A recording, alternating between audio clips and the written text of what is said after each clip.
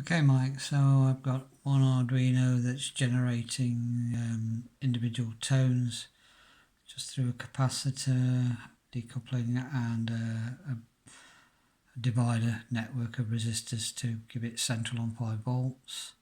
That's feeding into an analog, and then I've got 5 digital outputs feeding 5 lights, and basically it's just doing some test sequences. It's counting up in binary at the moment, so this is the low order bit, so that's 1, 2, 4, 8, 16, and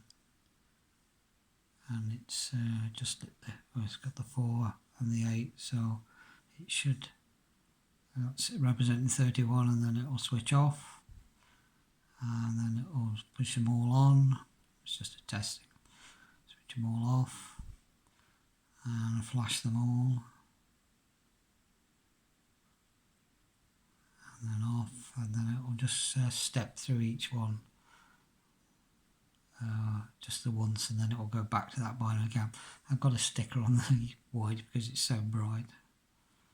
I'll just let it go through that, and then it's going to go back to the binary, so 1 bit, so then 2 bits, sorry, second bit, that's at 3, that represents 4, then 1 and 0, 0, 1, 0, 1 is 5, 6, 7, and then 8, and so on.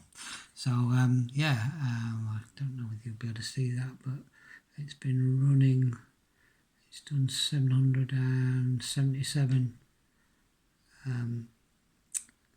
bursts of information, and it says error count 0, but it started at -1, so it's had 1 error, which less than 0.2% or something like that. Okay, but having done that, that's using 16 tones.